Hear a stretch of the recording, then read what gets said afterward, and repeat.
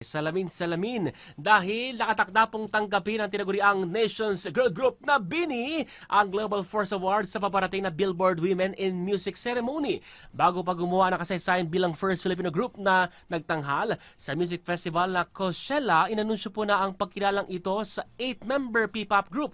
Ang BINI ay kalawang Filipino act na kikilalaning Global Force Honoree matapos unang gawaran ng kaparehong parangal si popstar royalty Sarah Geronimo noong 2024. Maliban po sa BINI, makasaysayan din ang seremonya dahil gagawaran ng Women of the Year Award ang mga Asian artists sa likod ng boses ng Huntrix na sina EJ, Audrey Nuna at Ray Ami. Gaganapin po ang Billboard Women in Music Ceremony sa Hollywood Palladium sa Los Angeles, California sa April 29.